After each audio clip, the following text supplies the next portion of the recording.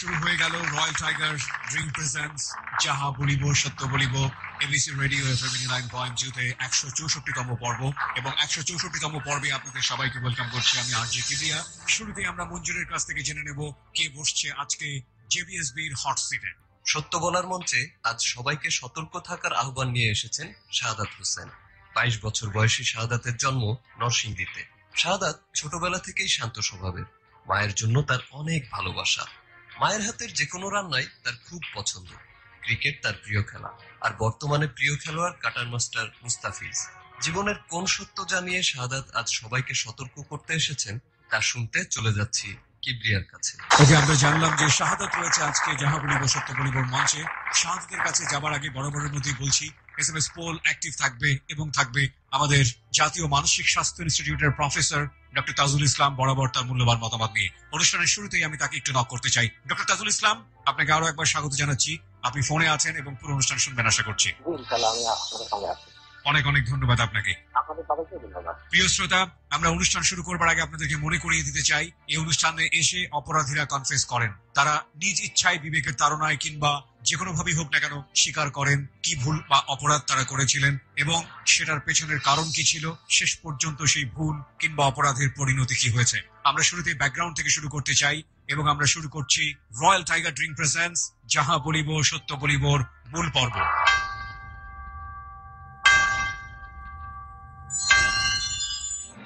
হ্যাঁ, আমরা একবারে ছোটবেলা থেকে শুনে একের পরে তারপরে আমরা সিরিয়ালি স্টেপ বাই স্টেপ যাব। আমি যে সময় থেকে বুঝতে পারি সেই সময় থেকে বলতেছি। জি। আমার বাপ চাচারা হলো 8 জন। 8 ভাই বোন? ভাই শুধু 8 জন আর বোন 2 জন। ওকে, তোমরা 10 ভাই বোন? জি। তো 8 জন থেকে 6 জন আর্মির চাকরি করতো।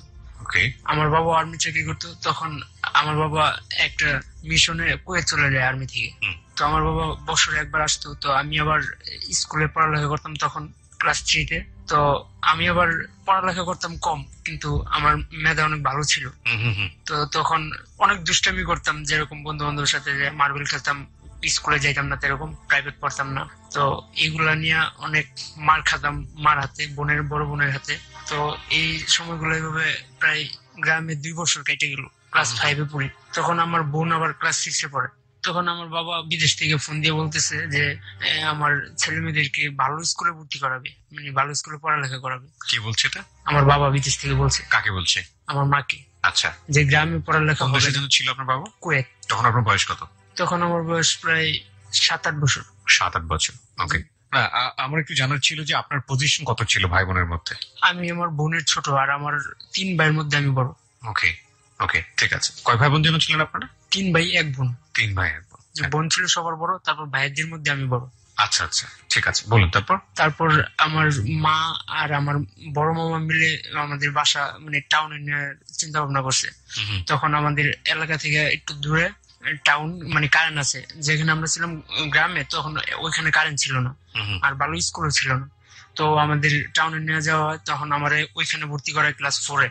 তো ক্লাস 4-এ আর আমার বোনের ভর্তি করে ক্লাস 6-এ। আচ্ছা। আর আমি যে স্কুলে পড়তাম সানরাইজ পাবলিক স্কুল, ওইখানে 4-এ ভর্তি হয়। তারপর ওইখানে ক্লাস 4 চলে গেল, আমার বাবা বিদেশ থেকে আসলো। ওই যে আমরা কিন্তু টাউনে ভাড়া থাকি তখন। ওকে, কোন টাউনে এটা? এটা হলো কি আপনার এই যে রায়পুরা, নরসিংদী রায়পুরা। আচ্ছা। তখন এখানে ভাড়া থাকি, ভাড়া আবার আমার এক নানার বাসায়, আমাদের আত্মীয় নানার বাসায়। তখন বাবা আসলো বিদেশ থেকে। বাবা আসার পর ভালো চলতেছে, আমার সাইকেল কিনে দিল। তখন সাইকেল চালায় অনেক দুষ্টামি করতাম, প্রাইভেট পড়তাম না, স্কুলে এরকম যাইতাম না, বন্ধু বান্ধবের সাথে ঘুরে ফিরে বেড়াইতাম। ছোট থেকেই আমি একটু দুষ্ট ছিলাম।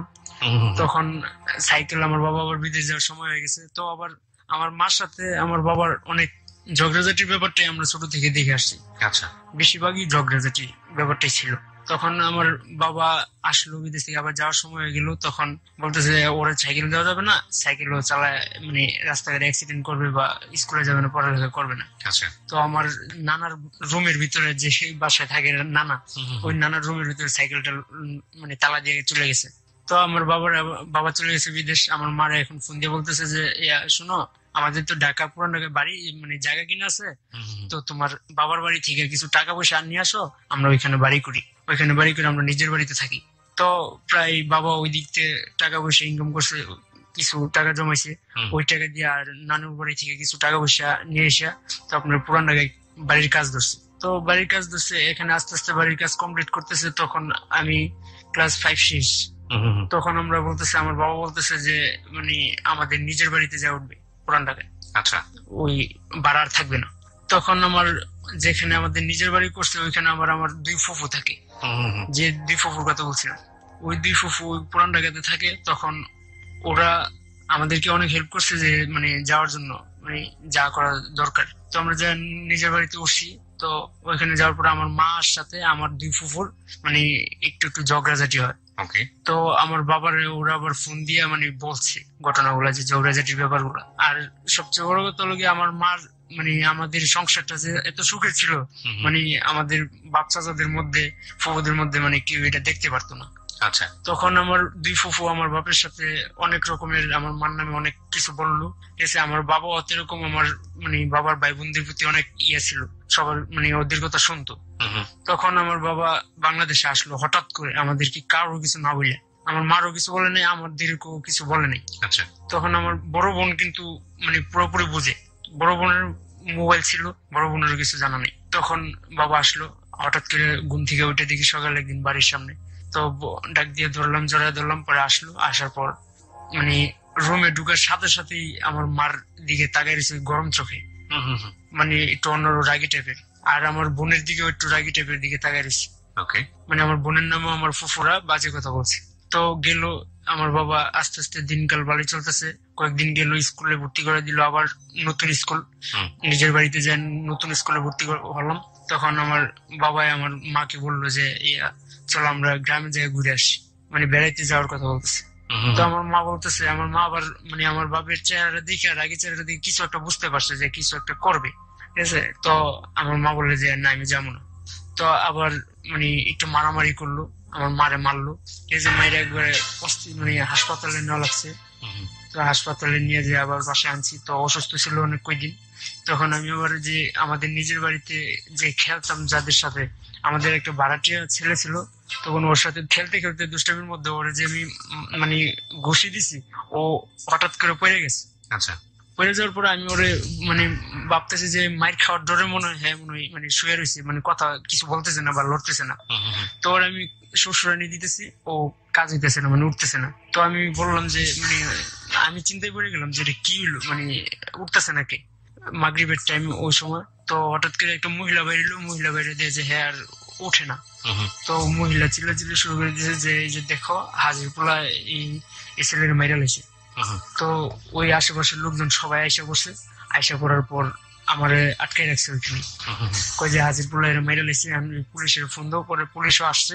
পুলিশ আসার পরে সাথে সাথে মানে আবার সাংবাদিকও চলে আসছে। পরে আমার আম্মু আমার বড় চাচার ফোন দিছে, বড় চাচা আবার এয়ারপোর্টের কাস্টমার অফিসার ছিল। তো ফোন দিয়ে বলতেছে যে শাহাদাতের তো এই অবস্থা, এক ছেলের তো মারছে, ছেলে আর মানে ইয়ে হইতেছে না আমাদের ভাড়াটিয়া। তো বলছে যে ঠিক আছে তোমরা ছেলের হাসপাতালে নিয়ে যাওয়ার ব্যবস্থা করো, আমি এদিকে থানা দেখতেছি।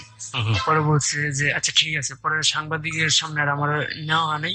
আর ওই এলাকার মানে আমাদের ফুফাতো ভাই ছিল, যারা মানে আমার অনেক সিনিয়র ভাই। তো ওরা এসে এটা সমাধান করলো। পরে ওরা হাসপাতালে নিয়ে গেলো, হাসপাতালে নিয়ে যাওয়ার পর ঢাকা মেডিকেল কলেজ হাসপাতালে নিয়ে গেছে। তো ওইখান থেকে পরে সুস্থ করে নিয়ে আসছে। পরে গ্রামে মানে পরে বাসায় আমি আর যে রুইছি, মানুষ অনেক মানুষ খালি দেখতে আসে যে শাহাদাত নাকি মানুষ মারা লেছে, যে কারের মূল্য মারা লেছে, এসে মানে অনেক বাড়ি একদম ঘিরাও হয়ে গেছে লোকে। তখন আমার মা বলতেছিল যে আমরা গ্রামে যাই। আচ্ছা, মানে একবারে না, বেড়াইতে আমার বাবার সাথেই। তখন আপনার বয়স কত? তখন ক্লাস আমি 6-এ পড়ি। আচ্ছা, তখন নিয়ে গেল। তো গ্রামে আমার বাবা বলতেছে যে ঠিক আছে মারামারি করছো। আমার বাবা আবার একটা কথা বলতো সবসময় যে মারামারি করলে মায়ের দিয়ে আসতে হইব, মায়ের খায় আসলে হবে না, এই কথাটা সবসময় বলতো। তো বাবা আমার আর তখন কিছু বলে নাই। তো আমার বাবা আমাকে দেখে গ্রামে নিয়ে যায়। গ্রামে নিয়ে যাওয়ার পর বেড়াইতে, তো আমার মা আর আমি আর আমার বড় বোন, আচ্ছা, 3 জনের লোকে আমরা নানুর বাড়িতে যা উঠছি সব ব্যাগ টেক নিয়ে। আর আমার বাবা আর আমার ছোট 2 ভাই উঠছে লোকে আমার দাদুর বাড়িতে, মানে পাশাপাশি বাড়ি, 5 মিনিট লাগে হাইটা যেতে। তো ওইখানে আমরা ওইখানে যাওয়ার পর আমার মামা বলতেছে কি, আমার মামার সাথে আমার বাবার ফোনে কন্ট্যাক্ট হয়েছে আগে আসার আগে। তো আমার মামা বলতেছে কি যে তোরা দুইজন তোর বাবার সাথে চলে যা। আমি কই যে কেন? কই যে তোর মা আমাদের সাথে থাকবে, তোর মা আর তোর ওইদিকে যাবে না, আচ্ছা তোরা তোর বাবার সাথে চলে যাও।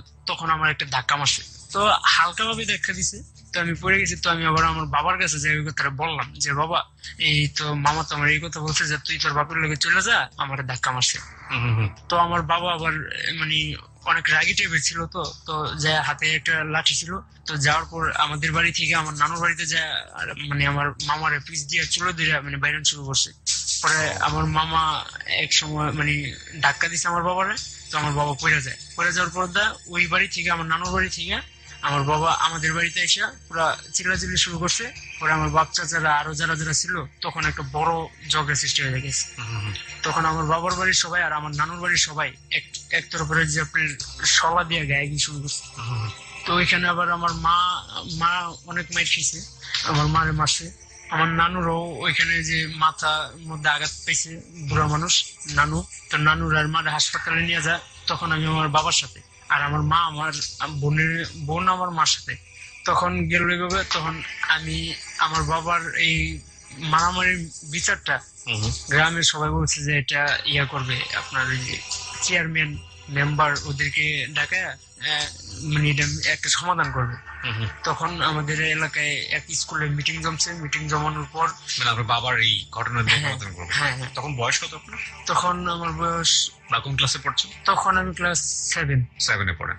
আচ্ছা, তারপর গেল এটা। তখন বিচার বসলো, সবাই আসলো। আমার বাবার আবার টাকা পয়সার দিক দিয়ে কম ছিল না, তো তখন আমার বাবা মনে করেন মানে টাউন থেকে বড় বড় নেতা করে টাকা দিয়ে নিয়ে গেছে যে আমার পক্ষে দিলে কথা বলবা। পরে বললো যে ঠিক আছে। পরে গেল, পরে আমার বাবার সবাই বিচার করে দিল কি যে আমার বাবা এক কথাই বলে যে আমি মানে আমার মাকে আর নিবে না, আমার বাবা মারা যাবে তবু আমার মাকে নিবে না। তো এই রায় যেহেতু দিয়ে দিচ্ছে, তখন আমার মানে যারা বিচার করবে তারা বলতেছে যে তাহলে তোমার মেয়ের আর তোমার ওয়াইফের মানে খরচ দিবা মাসে মাসে, তুমি বিদেশ থাকো সমস্যা নেই। আর তোমার বউ তোমার মেয়ে এই তোমার শ্বশুর বাড়িতে থাক, মাসে মাসে তুমি 5,000 টাকা খরচ দিবে। পরে আমার বাবা বলছে যে ঠিক আছে আমি 5,000 টাকা করে দেবো। তখন আমরা 3 ভাই আমার বাবার সাথে। তখন বিচার শেষ, সকালে বিচার বসে প্রায় মাগরিবের পর বিচার শেষ হয়েছে। তখন আমার বাপে বলতেছে যে চলো আমরা ঢাকা চলে যাবো। পরে আমরা চলে গেলাম মানে প্রাইভেট কার নিজের ভাড়া করে নিয়ে চলে গেলাম আমরা আব্দুল্লাহপুর। তো ওইখানে আমরা আমার যে সবচেয়ে ছোট কাকা যেটা সবচেয়ে ছোট চাচার বাসা যায় উঠছি। ওঠার পরে আমরা ঘুমাই গেছি। তো সকালে উঠে শুনি কি চাচা বলতেছে যে এই তোমার আব্বু বিদেশ চলে গেছে। তো আমরা মানে অবাক হয়ে গেলাম যে আমাদেরকে না বলে চলে গেল। তো আমি তো আবার একটু দুষ্ট টাইপের ছিলাম, তো তো আমার আমার আব্বু মনে হয় আমার কাকুরও বলে গেছে যে সোহেল এই ওরে কিন্তু তোর ওই যে ছোট দুইটার সাথে ওরে রাখিস না। কেন? ও একটু দুষ্ট টাইপের, ও কিন্তু মানে ওই দুইটা নষ্ট করবে। তখন আমার দিয়ে গেল গাজীপুর কোনাবাড়ি, আর আমার ছোট 2 ভাইরে রেখে গেছে আব্দুল্লাহপুর টঙ্গী আমার ছোট কাকার বাসায়, আর আমার দিছিল গিয়া আমার বড় চাচার বাসায়। ওইখানেও আবার আমার এই মানে 7-এ পড়তাম, তো তখন ওইখানে নিয়ে আমার আবার 6-এ ভর্তি করানো হয়। এখানেও ভালোই মানে চলতেছে, দিনকাল কাটতেছে।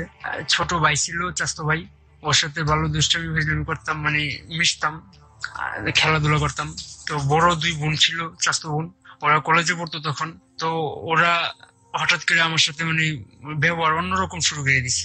আমার বাবা কিন্তু টাকা দিয়ে গেছে আমার রাখার জন্য ওই চাচার বাসায়। তখন ওদের ব্যবহারটা আমার বেশি ভালো লাগে না, যে এর কিরকম ব্যবহার করে, মানে মারও মাঝে মধ্যে। তো আমি এক পর্যায়ে চিন্তা করলাম আমাদের বাসার সামনে একটা আপনার মানে ছবি তোলার স্টুডিও আছে, এখানে টাকাও লুট করা হয় আবার ফোনে কথা বলা যায়। তো ওইখানে যে আমি আমার অনেকদিনই থাকলাম ওইখানে। থাকার পর আমি আমার মারে ফোন দিলাম যে আম্মু কেমন আছেন, প্রায় আপনার 5-6 মাস পর ওইখান থেকে। পরে ফোন দেওয়ার পর মা বললো যে ভালো আছি, তুই কেমন আছিস? মা কান্দাকাটি শুরু করছে, বোনও কান্দাকাটি শুরু করছে। তখন আমার মা বলতেছে তোর সাথে আমি দেখা করব। আমি বললাম যে যদি দেখা করেন তাহলে আপনি এই ইয়াতে আসেন, এই যে কোনাবাড়ি। তো আরেকজনের সাহায্যে আসছে আমার এখানে। তো আসছে পরে আমার বলছে যে তুমি এইদিকে আসো। পরে আমি বলছি যে কোন পাশে? কয় যে মাঠে আসো, তোমার আম্মু আসে। পরে আরেকজনের দিয়ে ডাকাইছে, তো মাঠে গেলাম। মাঠে যে আম্মাই জড়া ধরে কান্দাকাটি শুরু করছে। অনেকদিন ধরে দেখে না। তখন একজন যে আমার যে চাচার বাসায় থাকি আমি, ওই চাচার শালা দেখে ফেলছে। আচ্ছা।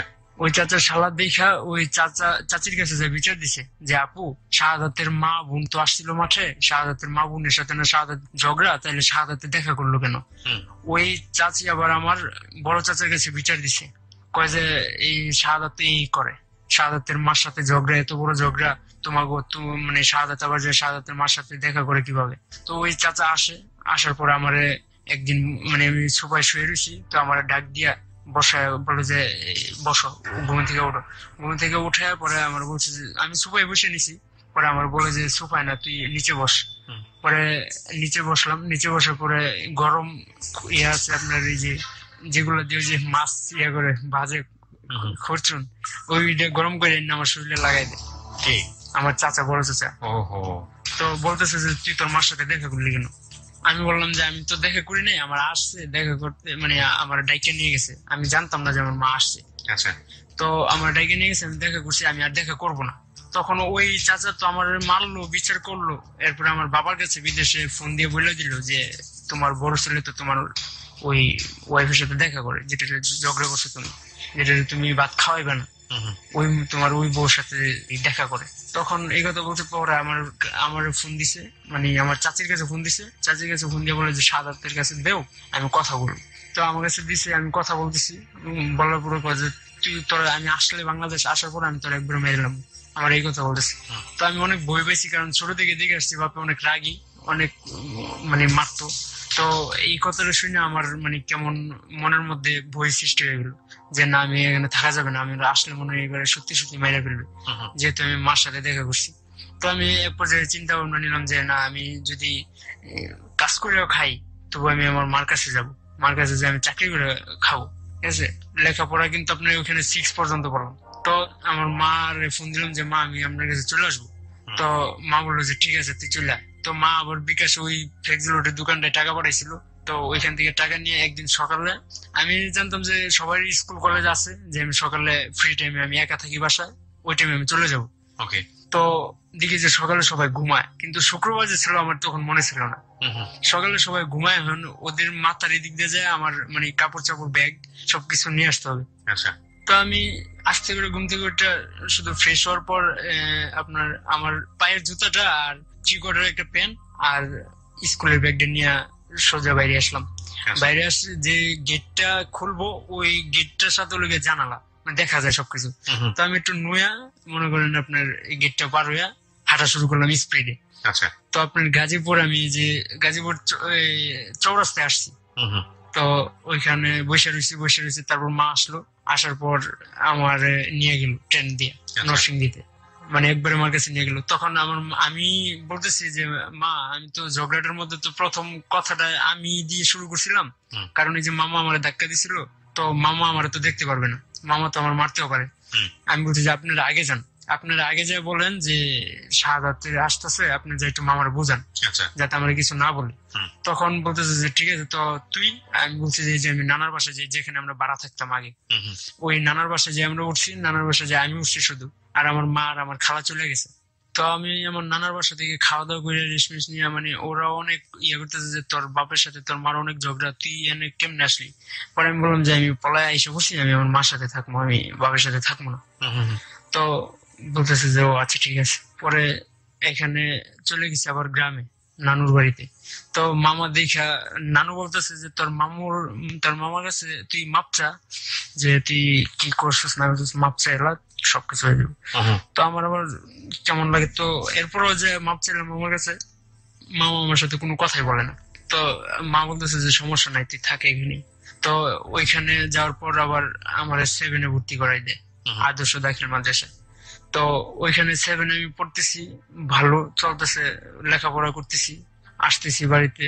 তো এক পর্যায়ে দেখা যায় যে মানে মামা বলে যে এই কোন ক্লাসে পড়ছেন তখন? তখন 7-এ। তখনও 7-এ? হ্যাঁ। আচ্ছা।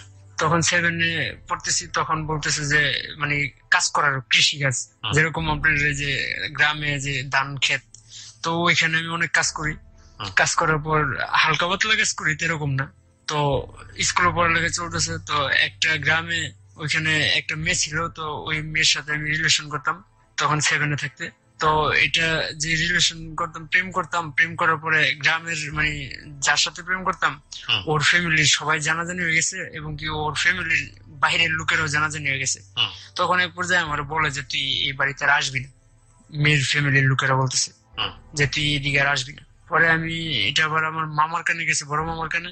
তো বড় মামা আবার আমার সাথে অনেক রাগারাগি করছে যে আমাদেরকে কি এরকম গ্রামে কোনো লোক আছে যে বলার যে এইদিকে যাইবি না বা এইদিকে ইয়ে করবি না, তোর কারণে তুই এরকম করস কে, তুই এগুলো করস কে, তুই এই কারণে তো তোরা বলে। পরে অনেক আমার মারছে ওই দিন। তো মারার পরে দেখলাম যে এইভাবে আর কতদিন, তো আর মানে মামারও ব্যবহার তো এরকম ভালো না, কারণ আমি ঝগড়ার প্রথম সৃষ্টিটা।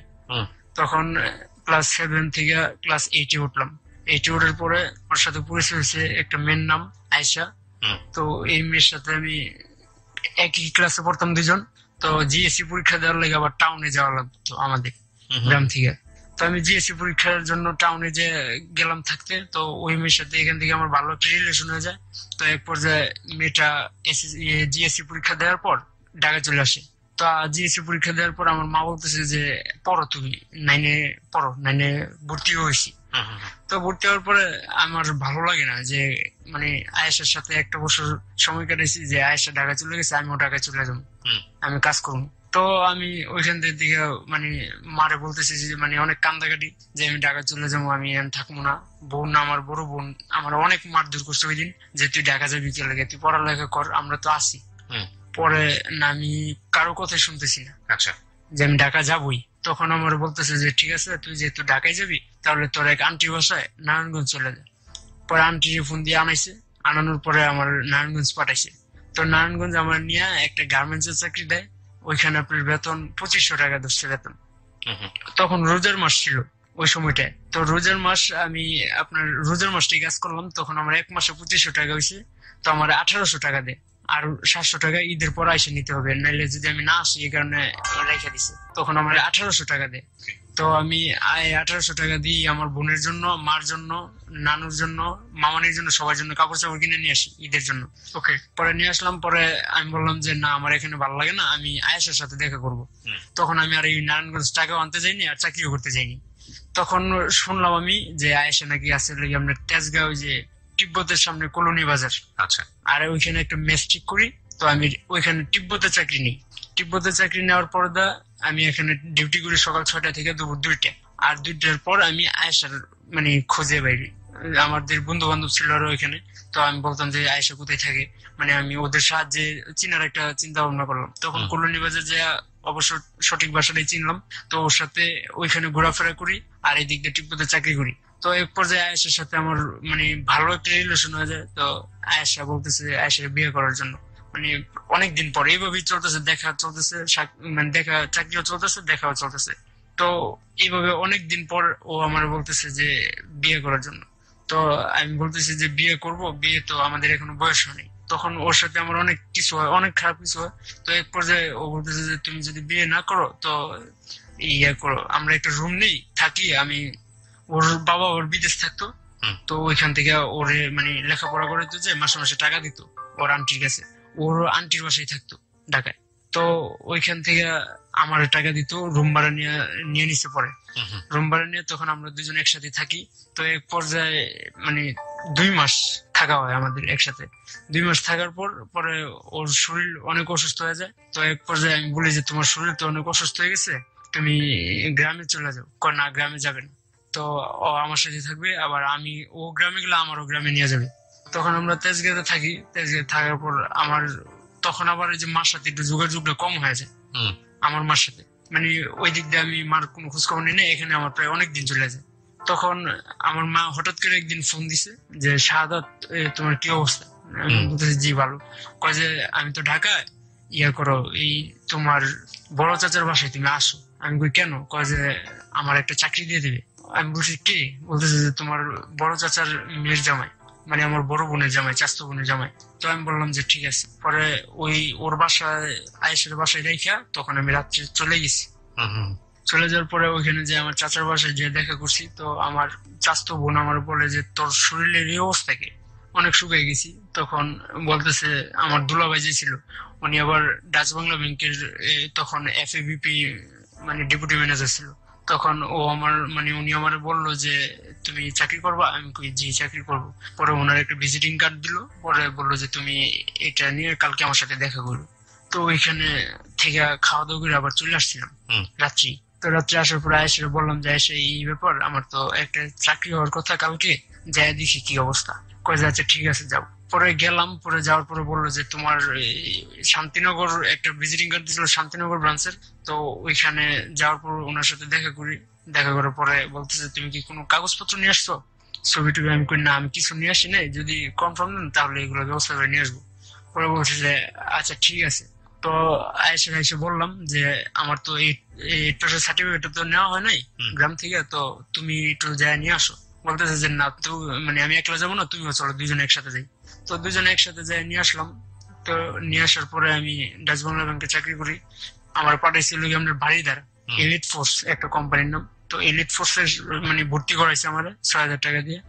তো এলিট ফোর্স এর মাধ্যমে আমার ডাচ বাংলা ব্যাংকের পিওন এখানে একটা চাকরি দিল। তখন আমি এখানে চাকরি করতেছি, বেতন হলো আমার 4600 টাকা। তো এক্সট্রা কোনো ইনকাম নেই। তো 4600 টাকা দিয়ে আমার আসা যাওয়া এবং কি এবার যে ওইখানে আয়েসার খরচ টাকা পয়সা কিছু করা এভাবে চলতেছে না। পরে 1 মাস আমি এখানে চাকরি করি, তেজগাঁ থেকে আসা যাওয়া ওইটা শান্তিনগর। তো আমি আয়েসার অনেক বোঝানোর পরে আয়েসার বলছি যে তুমি বাসায় চলে যাও, পরে গ্রামে চলে যাও, তোমার শরীরটা অনেক ভালো হবে। তখন ওরা আমি অনেক বোঝানোর পর গ্রামে নিয়ে গেছি। নিয়ে যাওয়ার পর গ্রামে রেখে আসছি। আর এদিক দিয়ে আমি মনে করেন এই বাসায় যা কিছু ছিল সবকিছু বিক্রি করে তখন আমি এই যে মালিবাগ আসি। তখন আমি একটা মেসের মধ্যে উঠি। তারপর এক মেসের মধ্যে উঠি, তখন এই মেস থেকে আমার অফিসে আসা যাওয়া করি, 10-15 মিনিট সময় লাগে। তো এইভাবে চলতেছে অনেক সময়। তখন এক পর্যায়ে 1 মাস 2 মাসের মধ্যে যে ম্যানেজার ছিল উনি আবার আমাদের দেশের নরসিংদী, একদম আমার বাড়ির পাশে। তো উনি আমার অনেক সাপোর্ট করতো যে শাহাদাত অনেক ভালো। উনি আবার সবার বাবা বাবা বলে ডাকতো যে শাহাদাত বাবা এদিকে বাবা, এটা করে এটা কর। তো এগুলো বলতো। তো আমিও ওনার অনেক কাজ করে দিছি, বাসার কাজ বা অফিসের কাজ। তো করে দেওয়ার পর আমার অনেক সাপোর্ট। আবার সেকেন্ড ম্যানেজার আমার দুলাভাই ম্যানেজার, আবার আমার গ্রামে। তো আমার উপরে দিয়ে 3 মাসের পর আমার উপরে দিয়ে পুরান মেসেঞ্জার গুলা লেখাপড়া বন্ধ। হ্যাঁ, তখন আমার লেখাপড়া বন্ধ। কোন ক্লাস থাকতে বন্ধ হয়ে গেল? জিএস 9-এ পড়ছি আমি 3-4 মাস। আচ্ছা, তখন আপনার বয়স কত? তখন আমার বয়স ছিল আপনার 2011-তে আমি জিএসসি পরীক্ষা দিছি। আর আমার জন্ম হলো 2014। পড়ার পরে কতদিন পরের ঘটনাতে আপনি আছেন এই মুহূর্তে? ক্লাস 9-এর পর প্রায় 1-2 বছর। আচ্ছা ঠিক আছে, বলুন। তারপর 2 বছর পরে ব্যাংকে চাকরি করি। তখন ব্যাংকে মালিবাগ থাকে একটা মেসে। তো আমার উপরে দিয়ে আর পুরান মেসেঞ্জার গুলো কোনো কথা বলতে পারতো না। তো আমার 4600 টাকা বেতন আর এক্সট্রা ইনকাম টোটাল ধরে তারপর আমার বেতন প্রায় 10-12 হাজার টাকা পড়ে যেত। আমি ইনকাম করতে পারতাম তখন বেশি, যেহেতু আমার উপরে দিয়ে কথা বলতে পারতো না কেউ। আর যে বিল সিগনেচার করাইতো আমার দুলাভাই সেকেন্ড ম্যান, তো উনি কিছু একটা স্যাক্রিফাইস করতো আমার। তখন এইভাবে চলতেছে। তো এক পর্যায়ে মালিবাগে মনে করেন আমি থাকি, এখান থেকে থাকতে থাকতে অনেক টাকা পয়সা ইনকাম করি। তো তখন তো বন্ধু বান্ধব অনেকগুলো হয়ে গেছে। আচ্ছা। তো মালিবাগ এলাকার দুইটা নেতা ছিল, একটা সভাপতি একটা সহ সভাপতি, একটা ছোট একটা এরিয়ার। আচ্ছা। তো ওরা আবার ব্যাংকে যায় একটু লেনদেন করতো ডাচ বাংলা। তখন ওদের সাথে আমার পরিচয় হয় যে আমি তো আপনাদের এলাকায় থাকি, একটু দেখে শুনে রাখেন। পরে বলে যে আচ্ছা ঠিক আছে। পরে আমার অনেক দেখে শুনে রাখছে। তো ওদের সাথে ওদের পোলাবানের সাথে অনেক মেশতেছি আমি। যেরকম আপনার অফিস থেকে আসার পর ক্যারাম বোর্ড খেলা, এই ঘোরাফেরা, এই করা সেই করা, তো মিশতেছি। তো ওই যে আমি যে মেসে থাকতাম ওই মেসের পাশের মেসে আবার একটা মেয়ে থাকতো, শান্তা করে নাম। আচ্ছা। তো ওই শান্তার সাথে আবার একটু কথা বলতাম মাঝে মধ্যে। তো শান্তা কথা বলার মধ্যে এই মধ্যে আবার অনেক বন্ধু বান্ধব হয়ে গেছে। তো ওই যে আন্টির বাসায় থাকি মেসে, এই আঙ্কেল আর হলো যে আঙ্কেলের আমার মতো আরো একটা লোক আছে, থাকে খায় 3,000 টাকার মধ্যে। এই লোক আর আঙ্কেল মিল্লা এই মেয়ের সাথে প্রেম করার চিন্তা ভাবনা করতেছে। তো প্রেম করবে। তো আবার মেয়েরে বলছে যে এই ব্যাপার, তোরা টাকা দিমু, তুই আমাদের সাথে একটু খারাপ রিলেশন কর, যে খারাপ কাজ কর। তো এক পর্যায়ে হেরা মনে করেন এটা করছে। করার পর আবার ভিডিও করছে। ভিডিও করার পর তো এই ভিডিওর বই দেখায় মাঝে মধ্যে যে আবার যদি না আসস তাহলে এটা মেনটেনেন্স ছেড়ে দিব, কিন্তু কিছুই পারতো না। তো মেয়েটা অনেক ইয়া করে তারপর মানে ভয় পায়, তারপর আমার দেখে যে আমি যে এই যে নেতার সাথে একটু চলাফেরা করি, তো আমার এই ব্যাপারটা শেয়ার করছে। তা আমার আমার বলতেছে যে সাদাত এখন কি করা যায়, এরা তো আমার খালি এইগুলো বলে। পরে আমি বলতেছি যে ঠিক আছে, আমি ইমরান কাকারা বললে দিব না, আর কামরুল্লাহ আমি বললে দিব না, যে যাতে কিছু না বলে, তারা এই ব্যাপারে আর কিছু করবে না। পরে কয়ে যে ঠিক আছে। তখন আমার মানে তখন বলে যে তুই আমার ভালো একটা বন্ধু। পরে আমি ওদের সাথে বলছি যে কাকা আপনারা বলে এইগুলা বলেন শান্তারে, কয়ে তোরে বলছে কেন, আমি বলছি যে শান্তাই বলছি। পরে আমি বললাম যে এটা আপনার মেয়ের মতো, মেয়ের বয়সী সমান, তো আপনি এগুলা কি করলেন বুঝলাম না। পরে অনেক এটা নিয়ে অনেক হয়েছে। তখন মেয়েটা বলতেছে যে সাদাত তোরে আমি বিয়ে করবো। আমি তখন ব্যাংকে ভালো টাকা পয়সা ইনকাম করি, ওর মাও জানে, ও জানে। পরে আমি বলছি যে বিয়ে করবি, আমি তখন রাজি হয়ে গেলাম যে ঠিক আছে আমি তোরে বিয়ে করবো। পরে ও বলতেছে যে শুক্রবারে বিয়ে। শুক্রবারে বিয়ে, তো বৃহস্পতিবার রাত্রে আমার ঢাকায় বলতেছে যে সাদাত তুই আমার এক বান্ধবীর বাসায়। পরে বান্ধবীর বাসায় গেলাম গুলবাগ। যাওয়ার পরে আমার বলতেছে যে সাদাত আমি ওদের সাথে মিউচুয়াল করে নিস। আমি কই কাদের সাথে, কয় ইমরানের সাথে আর কামরুলের সাথে। আমি কই কি মিউচুয়াল করলি, কয় যে আমি আরেকদিন সময় দিলে ডিলিট করে দিব, মানে আমি আরেকদিন ওদের সাথে সময় দিলে তো আমি তোরে বিয়ে করবো না, আমি আরেকদিন সময় দিয়ে আমি সবকিছু ইয়ে করলাম, ডিলিট করে ফেললাম, তোরে বিয়ে করবো না। আমি কই যে আচ্ছা ঠিক আছে, তোর ভালো যেটা মনে তুই এটাই কর। পরে গেলুগা। তখন আমি ওর ফোন দিয়ে বললাম তুই যদি এইগুলো করস তাহলে আমি কালকে তোর বাসায় আসতেছি, তোর এখানে থাকতে দিতে দিব না, তোর মারও এখানে থাকতে দিব না, তোর পুরো ব্যবসা নিয়ে এখান থেকে যাইতে করবো। তখন ও অনেক ভয় পেয়ে কান্দাকাটি শুরু করছে।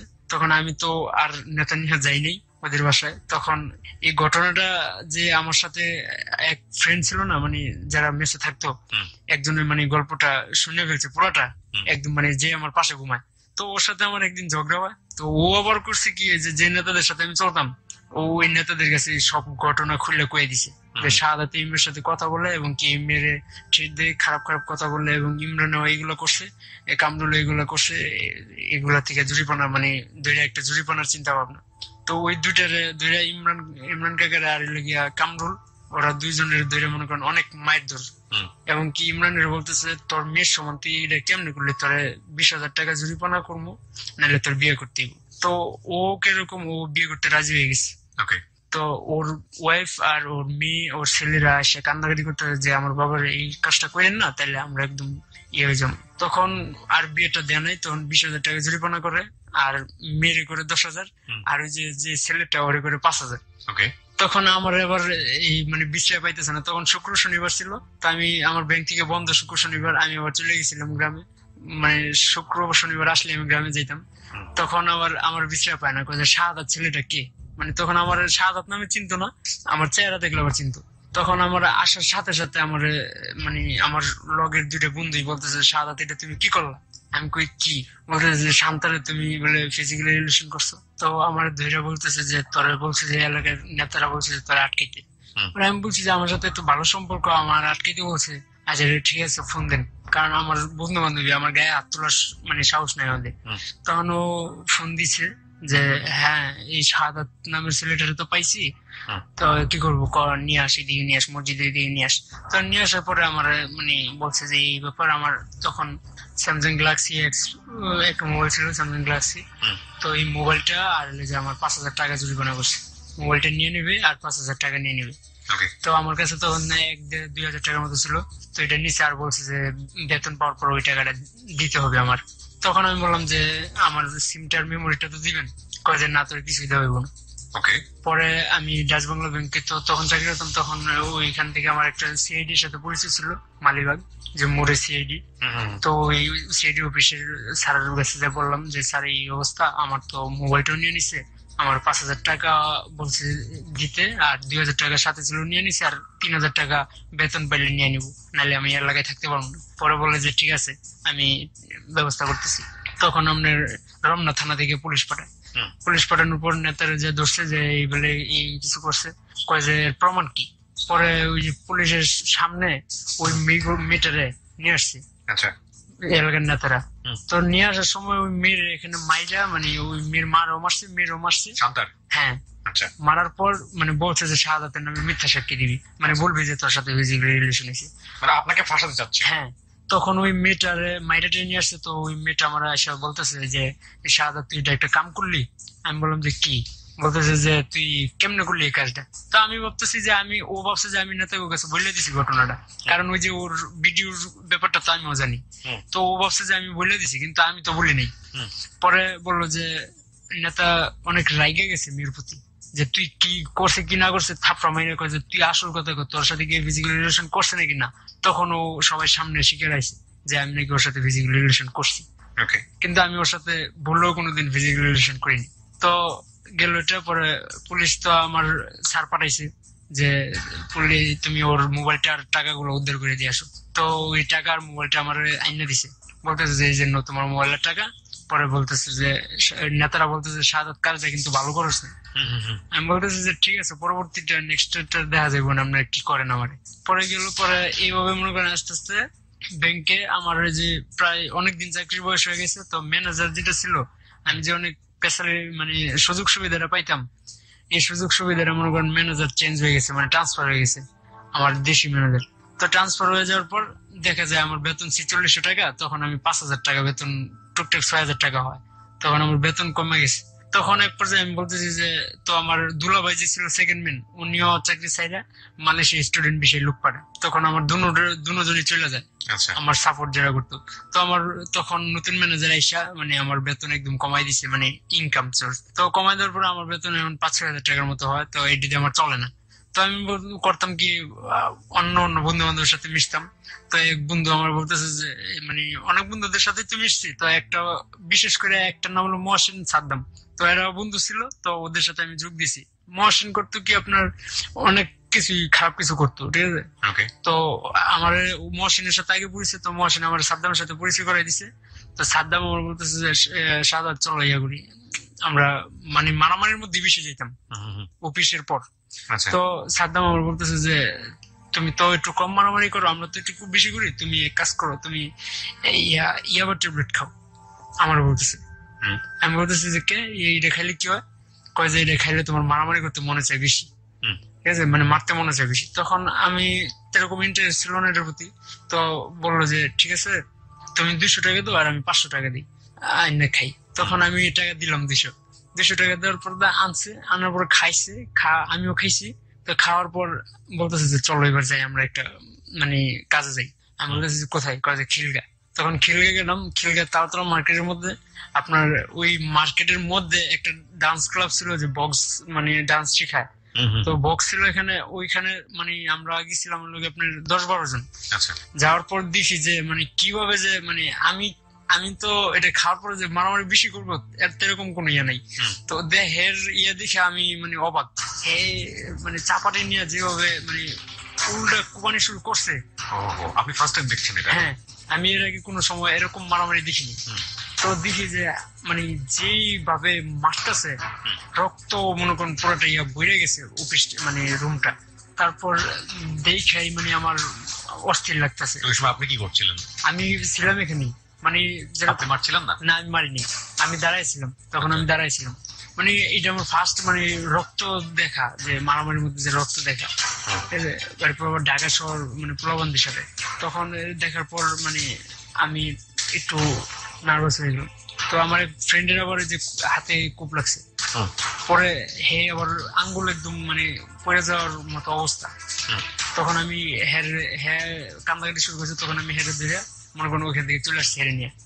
তো হেরা ওই যে সাথে গেন্দাম লাগছিল সাদ্দাম ভাই, তো ওই সাদ্দাম ভাইও হেরাও চলে আসছে মারামারি করে। এই আমাদের মধ্যে থেকে খালি হের আঙ্গুলটা একটু ক্ষতি হয়েছে, আর সেরকম বেশি ক্ষতি হয় না আমাদের, আর ওদের অনেক ক্ষতি হয়েছে। তো সিলে হয়। তো এই পর্যায়ে এই কাহিনীটা গেল। তখন আমার বন্ধু বান্ধব আস্তে আস্তে বাড়তে শুরু করে, যেরকম যে সাদ্দামের অনেক বন্ধু বান্ধব। তো আমারও এখান থেকে মনে করেন সাদ্দামের সাথে থাকতে থাকতে বন্ধু বান্ধব আমার বাড়তে শুরু করে।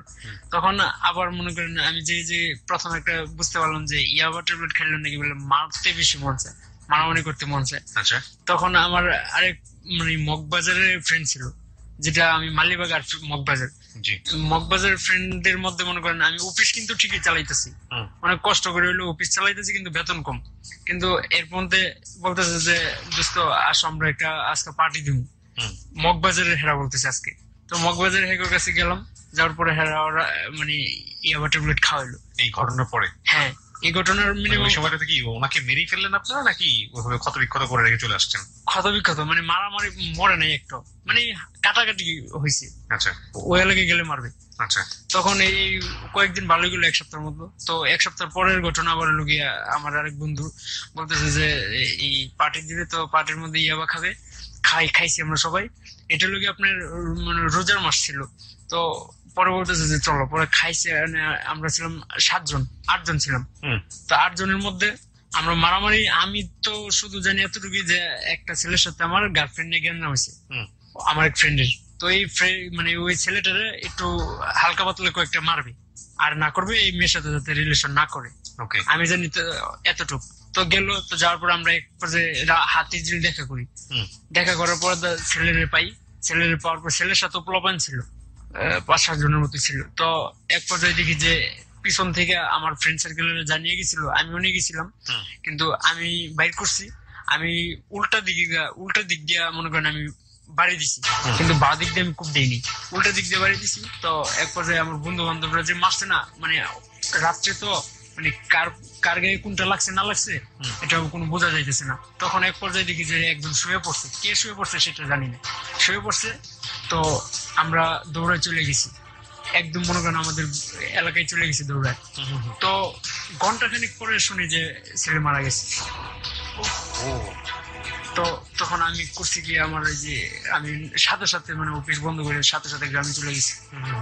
গ্রামে চলে যাওয়ার পর তো আমার ভালো লাগতেছে না যে আমি ঢাকার আসবো, মানে যেই অবস্থা আছে আমার। পরে 1 ঘন্টা পর শুনে এই অবস্থা, পুলিশও আসছে।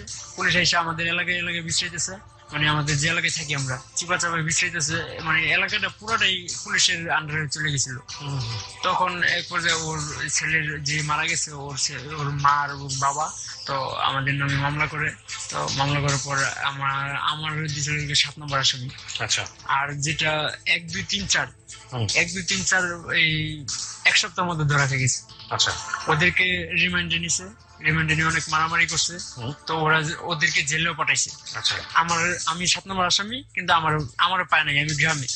তো এক পর্যায়ে গ্রামে 1 সপ্তাহের মতো থাকছি, কিন্তু আমার লগের 4 জন যে ধরা খাইছে, লগের 4 জন স্বীকার, মানে একটা যে রিমান্ডে নিলে একটা স্বীকারোক্তি আছে না, যে এই স্বীকারোক্তিটা দেয় নাই যে এরা নিজেরা মার্ডার করছে। তো ওরা বলতেছে যে আমরা মরে গেলে আমরা মানে স্বীকারোক্তি দিব না যে আমরা মারছি। আমি বলছি যে ঠিক আছে তোরা, মানে আমি যে জেলে যে দেখা করছি পরে গ্রাম থেকে আসছি। পরে অফিসে আমারও ফোন দিছে ব্যাংক থেকে, ফোন দিয়ে বলতে তোমার চাকরি তো থাকবে না। আমি কেন, যে এতদিন তুমি গ্রামে থাকতেছো, তোমার চাকরি থাকবে, তুমি তাড়াতাড়ি আসো। তখন আমি গ্রাম থেকে আসি। আসার পর আমার ওই ফ্রেন্ডদের 4 জনের সাথে দেখা করি, জেলখানায় যায়। দেখা করার পর ওদের সাথে কথা বলছি, ওরা বলছে যে তুই একটু লুকায় থাক, তোরা পাইলে ধরে নিয়ে আসবি। ঠিক আছে, পরে আমি মনে করেন ওই এলাকায় ছেড়ে আমি অন্য এলাকায় চলে গেছি। ওইখান থেকে অফিস করতেছি। তো এক পর্যায়ে মানে আমার জীবন, আমি নিজের রাত্রে ঘুমাইতে গেলে আমার চিন্তা হয় যে আমার লাইফটা কিভাবে যাইব। তো এক পর্যায়ে আমার বাবার প্রতি আমার অনেক ঘৃণা হয়। তো আমি বলতেছি, মানে আমার নিজের প্রতি আমার কাজ করে যে আমি আমার বাবার মাইলাম। তখন ওই যে ছিল, এই যে আমার বাবা কোনো খোঁজ খবর নেই না, আমার মার কাছে যাওয়াতে আমার মানে ফোনে কথাই বলে না। আচ্ছা, মানে ওই যে আমি আমার বাবার কাছে ছিলাম। ওকে, তখনও তো পুলিশ আপনাকে খুঁজতেছে? হ্যাঁ, তখন খুঁজতেছে। আচ্ছা, তখন এই যে সাদ্দাম ভাই যে ছিল আমার, এই যে খেলে মারামারি করছিলাম, তো ওর কাছ থেকে আমি ওর কাছে সবকিছু পরামর্শ করবো, আমার ছোট ভাইয়ের মতো দেখে। তো আমি বলতেছি যে একটা পিস্তলের ব্যবস্থা করে দিতে পারবেন ভাই? পরে বলতেছে যে টাকা লাগবে। পরে আমি বলছি যে টাকা দিব। তখন এই ব্যাংকের চাকরি করে আমি যা টাকা জমাইছিলাম আর বাড়ি থেকে মার কাছ থেকে কিছু টাকা এনে দিছিলাম। তো দেওয়ার পরে ও আমার একটা 9mm পিস্তল এনে দেয়। 9mm এনে দেয়, এটার সাথে গুলিও দিয়ে দেয় 2টা। বলতেছে যে এটা শুট করলে হবে, ঠিক আছে, আমার সবকিছু শিখিয়ে দিছে। আচ্ছা, তো আপনি এটা কেন শিখলেন, কি কারণে? আমার বাবার আমি মারার জন্য। কারণ এই যে আমাদের সংসারটার পুরো ভেঙে ফেলছে। আমার বাবাকে আপনি ফোন করে ফেলবেন এই কারণে? হ্যাঁ, আমাদের সংসারটা ভেঙে ফেলছে, এবং কি আমার বোনেরও দেখা সাক্ষাৎ করে না, আমার মারও না, আমারও না। সো আপনি প্ল্যান করেছেন আপনার বাবাকে আপনি মেরে ফেলবেন? হ্যাঁ। এবং এদিকে আপনার জন্য পুলিশ আপনাকে খুঁজতেছে? হ্যাঁ। বলেন তারপর? তখন আমি এক পর্যায়ে আমার এই ভাইয়ের কাছ থেকে আমি পিস্তলটা নিই, এবং কি আর আমি 10,000 টাকা দিই। বলছে যে আমি একদিনের জন্য বলছি যে আমি নিয়ে যাবো আর আসবো। তখন আমি মালিবাগ আমি যেখানে থাকি এখান থেকে বাসে উঠে আমি আপনার পুরান ঢাকা চলে যাই আমাদের যে বাড়ি, ওই বাড়ির আশেপাশে মনে করেন আমি যে ওইটা নিয়ে বসছি। তো আমি বলতেছি যে পাইতেছি না। তো আমি আমি বলতেছি আমি ফোন দিলে তো এখন সন্দেহ করবো, যদিও আমি যদি আজকে যদি বাবারে ফোন দিই তো বলবে যে শাহাদাত ফোন দিছিল, ফোন আসছিল, এই বাড়িতে বলছে, এই মারছে। আমি বলবো ওর ফোন এতদিন আসে না কেন? তো আমি আমার মারে বললাম যে মা আপনি একটু ফোন দিয়ে দেখেন তো বাসায় আছে কিনা। আমার মার সাথে আবার মাঝে মধ্যে ঝগড়াঝাটি হয় ফোনে। তো আমি বলছি যে আম্মা আপনি একটু ফোন দিয়ে দেখেন বাসায় আছে কিনা। কেন? আমি কই না এমনি বাসায় থাকতে আছে কিনা, মাও জানে না আমার ব্যাপারটা। তো বললো যে না বাসায় তো নাই, এত গ্রামে গেছে। তখন আমার মা আমার বড় চাচার বাসায় থাকে। আচ্ছা। আর আমার বোনের এর মধ্যে বিয়ে হয়ে গেছে এই ঘটনার মধ্যে। তখন আপনার মা কি জানতো যে আপনি ওয়ারেন্টের আসামি? না, আপনাকে না, না, কেউ জানতো না। আমার মা তো থাকতে দূরে। কে জানতো ওই সময়টাতে? এই সময়টাতে একমাত্র জানতো সাদ্দাম, তারপর আমার এই যে মানে যে মেসের কয়েকজন জানতো, আর ব্যাংকের একজন জানতো। ব্যাংকে তো যাওয়ার সব তখন বন্ধ করে দিয়েছেন? না, তখনও যাচ্ছেন? তখনও যাচ্ছি, ব্যাংকে যাচ্ছি। কিন্তু ওই যে আমার ফ্রেন্ড সার্কেলের যে জানতো যে আমি যে ব্যাংকে চাকরি করি, ওরা যে 4 জন ধরা খাইছে ওরা বলে নাই কেউ। আচ্ছা, ওরা বলে নাই ছিল অনেক। হ্যাঁ, তখন আমার যে একটা স্যার ছিল, ও জানতো, স্যারটার নাম হলো শিবলি স্যার। তো ও অনেক আমার হেল্প করছে, টাকা পয়সা দিয়ে, কোন সব দিক দিয়ে। তো এক পর্যায়ে আমি যা পাইনি একদিন, এটা নিয়ে ঘুরে আসছি। আবার যাইতাম কোন সময়, যেরকম আপনার সপ্তাহে 2 দিন যেতাম, শুক্রবার শনিবার আমার বন্ধ থাকতো অফিস, সপ্তাহে 2 দিন যেতাম। তো আমার দেখি যে 3 দিনের মাথায় আমি মানে মালিবাগ মৌচাকের মধ্যে মনে করেন ধরা খাইছি। পুলিশ আমার মনে করেন আমার সাদ্দাম যে আমার দিচ্ছে জিনিসটা, এটা আমি ফেরত না দিতে মানে আমার কাছে রাখতে রাখতে হ্যাঁ আমার প্রতি বিরক্ত। আচ্ছা।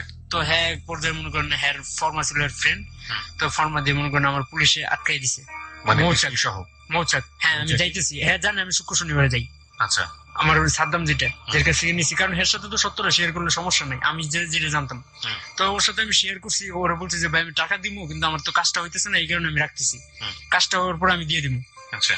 তো এই বলতেছে ও আমার একটু রাগারাগি করছে। তো আমি বুঝতে পারছি ও ধরাইছে। তো মৌচাক মানে আমি এটা নিয়ে রিক্সা থেকে নাইমা খালি বাসে উঠবো, রিক্সা ভাড়া দেবো, তখন 5টা মানে সিভিল ডিসে এসে আমার ধরলো, 2 হাতে 2 জন ধরলো, আর পিসে কালারে ধরলো 2 জন, আর পকেটে একজন চেক করলো। চেক করার পরে এটার লগে পাইছে পিস্তল, আর হইলো যে আমরা টাকা ছিল, আর সবকিছু নিয়ে নিছে, আমার হাতে ঘুড়ি ছিল, চশমা ছিল, সবকিছু নিয়ে নিছে। তো আমার বলতেছে চলো, পরে আমার একটা থানায় নিয়ে গেছে, থানার নামটা আমি বলবো না। তো থানায় নিয়ে যাওয়ার পর আমার ওইখানে সারা রাত রাখছে। সারা রাত রাখার পরে সকালে বলতেছে যে আসো। তখন আমি জানতাম কি যে আমার সাইডা দিবে সকালে, আমি জানতাম। আমার অনেক ভালো লাগতেছে, কারণ সারা রাত ঘুমাইনি, দাঁড়াই রয়েছি। তো আমি বলছি আমার সাইডা দিবে। তো যাওয়ার পরে আমার নাম ঠিকানা সবকিছু নিল, নেওয়ার পর আমার একটা ছবি তুললো। ছবি তোলার পরে আমার মনে করেন হ্যান্ডকাপ লাগায় গাড়িতে উঠাইলো। আমি বললাম যে আবার হ্যান্ডকাপ কিসের জন্য? তো আমার নিয়ে গেল আপনার জজ কোর্টে নিয়ে আদালতের সামনে, মানে জজের সামনে আমার 10 দিনের রিমান্ড চাই। তো 10 দিনের রিমান্ড চাই। তখন আমি আমার ওই যে আমার আগে ধরার সময় বলছিল যে টাকা পয়সা দিতে পারবা, তাহলে তোমার একটু ব্যবস্থা করে দেওয়া যাবে, ছোটখাটো মামলা। পরে আমি আমার মারে ফোন দিছিলাম। তো মা বলতেছে এত টাকা পাইবো কো, এবং পুলিশে ধরছে। মা সেটা আমি বলিনি, মারা পুলিশে যে ধরছে। তো এক পর্যায়ে মা বুঝতে পারছে যে পুলিশে ধরছে। তো আমার ইয়ারে ফোন দিছে দুলাভাইয়ের ফোন দেওয়ার পর বলছে যে এই অবস্থা, শাহাদাতের তো পুলিশে ধরছে এবং কি টাকা চাই এত টাকা। তো আমার রিমান্ড 10 দিন থেকে আমার 7 দিন রিমান্ড মঞ্জুর করছে। মঞ্জুর করার পরে আমার বলতেছে যে টাকা পয়সা দিতে পারবো কিনা। তখন আমার ওই যে দুলাভাই যে জানছে, দুলাভাই 70,000 টাকা দিছে রিমান্ড যাতে না মারে। তো 70,000 টাকা দেওয়ার পর 70,000 টাকা খাইছে। খাওয়ার পর আমার 3 দিন মারছে। কি করছে আপনাকে একটু বলেন তো, আমাকে ডিটেইল। রিমান্ডে নিয়ে কি করলো প্রথম দিন? আমার এই যে এইভাবে চেয়ারে বসেছে, বসানোর পর হাত আছে এইভাবে, হাতটা এইভাবে ঘুরাইছে একজন ধরে। ঘুরানোর পরে বলছে যে তোর কাছে আরো আছে, মানে শিকার না গেলে মনে করেন এইভাবে ঘুরায় এইদিকে বাইরেছে, হাতটা ঘুরানোর পর। তারপর এই হাতটা ঘুরানোর পর বাইরেছে, তারপর পায়ের মধ্যে বাইরেছে। এই করছে 2 দিন পর্যন্ত এইগুলোই করছে, খালি এই হাত এর থেকে কালো বানিয়ে নিয়েছে পুরোটা। তো আপনি বলছিলেন না যে আপনি এই অস্ত্রটা কই পেলেন, কিভাবে? না, আমি বলি নাই হ্যাঁ যে দিছিল আমারে, ওর কাছে আপনার এই ও যদি আবার ধরা খাইতো তাহলে আমার আবার ও ভরসা দিছিল কি ধরা খাওয়ার পর, মানে ওরও ফোন দিছিলাম টাকার জন্য। আচ্ছা। তো ও ফোন দিয়ে বলতেছে যে তুমি যদি এখন আমার নাম বলো তাহলে আমিও জেলে যেতে, তো তোমার জামিন করাইবো কে? আমার এই পরামর্শ দিছে। তো এই চিন্তা করে আমি আর মানে ওর নামটা আর বলি নাই। আর আমার নামে তো ওই দিক দিয়ে তো একটা মামলা, ওই যে 7 নম্বর আসামি আছি, যেটা মার্ডার মামলা, ওইটা তো চলতেছে, মানে আমার বিশ্রাম পাইতেছে না। তারপর আমার 2 দিন এইভাবে মারলো, মানে হাতগুলো ঘুরায় ঘুরায় বাইরেছে, পায়ে বাইরেছে। তো 3 দিনের মাথায় যদি 3 দিন মাত্র মানে আমার তো 7 দিন রিমান্ড মধ্যে রয়েছে, টাকা দিছি 7 দিনের, তো 3 দিনের মাথায় আমার চোখ আমার বাংছে উল্টা দিকে, মানে পা দিছে উপরে মাথা দিছে নিচে, দেওয়ার পর বোম্বাই মরিচ আছে না, বোম্বাই মরিচ চোখে লাগাইছে, চোখে লাগানোর পর গামছা দিয়ে চোখ বাঁধছে, পুরো মুখ পুরোটাই বাঁধছে, বাঁধার পর পানি দিছে, পানি দেওয়ার পর মানে জ্বলার জন্য। তো তখন আমার আপনাদের মনে হয়েছে যে আমি মারা গেছি। তখন এইভাবে মনে করেন প্রায় সারাদিন এইটা করার পর সারাদিন আমি শুয়ে গেছি, খাওয়া দাওয়া তো 3 দিন ধরে কিচ্ছু নাই। তো এই গেল, তো এইভাবে যাওয়ার পর 4 দিন গেল, 4 দিন যাওয়ার পর আমার মানে ঢাকা কেন্দ্রীয় কারাগারে পাঠাইছে। পাঠানোর পর ওইখানে গেছি, ওইখানে যাওয়ার পর আমার নাম ঠিকানা জিজ্ঞেস করতেছে মানে লেখার জন্য। তো ওইখান থেকে আমার এই বলতেছে যে এই মানে আমি জানালা দিয়ে দেখতেছি যে ভিতরে আসামিরা মানে পাগলের লুঙ্গি পরা, গায়ে কিছু নাই, গায়ে গামছা, হাঁটাগুড়ি করতেছে। তো আমি বললাম যে একটু পাগলা গারত কিনা, মানে মানুষের এরকম দেখা যেত যে পাগলের মতো মানে হাঁটতেছে, ঘুরতেছে, বেড়াইতেছে, এটার ভিতরে গায়ে কাপড় নাই বা লুঙ্গি পরা, শার্ট নাই, প্যান্ট পরা, এরকম। তো আমার অনেক কান্দা, মানে আমি পুরা অস্থির কান্দাকাটি করে। তো আমার সাথে আরেকজন নিয়ে গেছিল, তো এ বলতেছে যে ভাই কান্দো না, ছেলে মানুষদের জন্য জেল, ঠিক আছে। তখন আমি ওইখানে যাওয়ার পর চেক টেক করে ভিতরে ঢুকাইছে। ঢুকানোর পর আমার ওইটার ভিতরে একটা আমদানির নাম আছে, তো আমদানিতে নিয়ে রাখছে। আমদানিতে নিয়ে রাখার পর ওইখানে যে গন্ধ, মানে যারা টাকা দিয়া শুইতে পারতেছে ওদেরকে ভালো জায়গায় দিতেছে, আর যারা টাকা নাই ওদেরকে মানে মানে খারাপ জায়গায় দিতেছে। তো আমি বলতেছি যে আমার এত টাকা ওইখানে চলে গেছে, 70,000 টাকা, আমার মানে কাজ করার মতো কি নাই, মা করতে টাকা পাবে। তো আমি বলতেছি যে না, আমি টাকা দিয়ে থাকবো না, আমি যেভাবে দেয় এইভাবে থাকবো। তো একদম দিছে গন্ধ, ঘুমানো যায় না রাত্রে, মানে প্রথম রাত্রি ঘটনা, গন্ধ ঘুমানো যায় না। তো সারা রাত ঘুমাই নাই। তো সকালে উঠে আপনার আমাদেরকে কোন জায়গায় পাঠাবে সবকিছু ইয়ে করছে। তো আমার পাঠাইছে অন্য জায়গায়, একটা এরিয়া, দালান 2 মানে এরিয়ার নাম। আচ্ছা, তো ওইখানে পাঠাইছে। ওইখানে যাওয়ার পরে ওইখানেও ব্যবসা কর, তোমরা কি টাকা দিয়ে থাকবা, সিট কিনা থাকবা নাকি না তোমরা ইয়ে করবা, ওই ফাইলে ঘুমাইবা।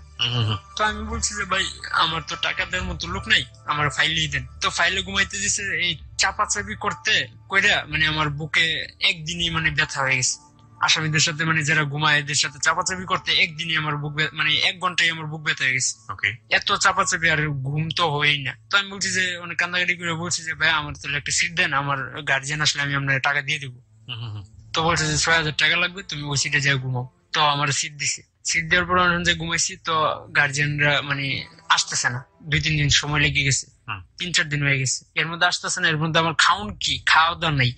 রোজার মাস ছিল, তো রোজার মাসে আপনার দিত সকালে দিত লগিয়া একদম ভোরে দিত লগিয়া ভাত আর রোজার সবজি, আর আর সারাদিন কোনো খাবার নাই।